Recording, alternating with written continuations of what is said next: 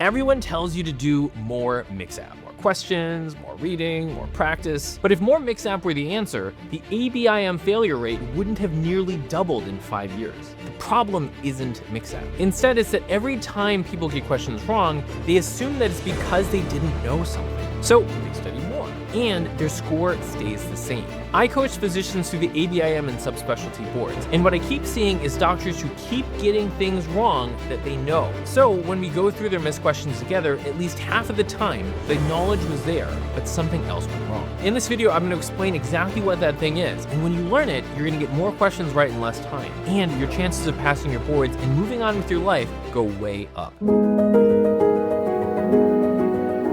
So let me show you a common problem that holds people back on the ABIM. I'm going to read you a question and a passage, the kind that you might see in mix-app, and I'm going to make a mistake, and so see if you can catch it. So this is something you might see in the mix-app board basics section. You might say something like, coronary artery disease remains the leading cause of death worldwide. In patients with established coronary artery disease, silent myocardial ischemia, defined as objective evidence of ischemia in the absence of symptoms, has been identified in up to 25% of post-MI patients. All right, so you've just read that. Now let's go to the vignette. A 58-year-old woman presents with routine wellness evaluation. As part of a comprehensive screening package, a coronary artery ultrasound is performed and reveals stenosis of approximately 50%. She reports no symptoms, no dizziness, no visual changes, no focal weakness, or medical history, blah, blah, blah, blah, blah. Now, did you catch my mistake? Go back and read it again. It actually said carotid for the ultrasound, not coronary. However, when I read it out loud, I said coronary, which if you were like the internal medicine attending that I was reading this question with, he did the exact same thing. He had just been reading about coronary artery disease, and then he saw a question that was talking about carotid ultrasounds,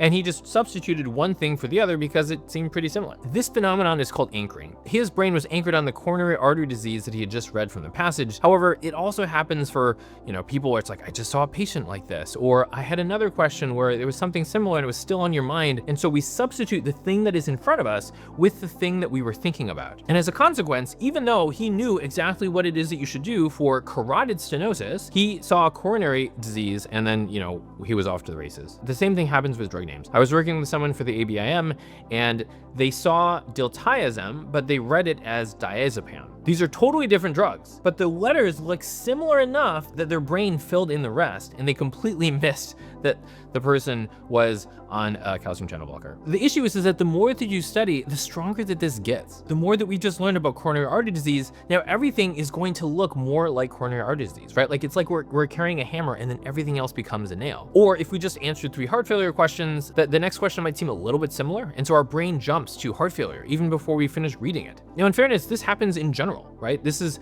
a certain part of our brain that goes on autopilot. We'll scan questions instead of reading them because we're worried about time, right? This happens in all exam scenarios. However, the way that mix-app is set up, where you read a passage right before you answer questions, oftentimes makes this worse. Especially under pressure, we don't read what's actually there. We read what we expect to see. If you're a medical student or a doctor preparing for either the USMLEs or COMLEX or one of your medical board exams, then be sure to sign up for our free 14-step program where we'll walk you through the most efficient ways for you to improve your score in a short period of time. And if you're interested in getting there faster, be sure to book a free call with our team where we'll break down what it is that's holding you back and, if it makes sense, explain how it is that we can help you to get there more efficiently.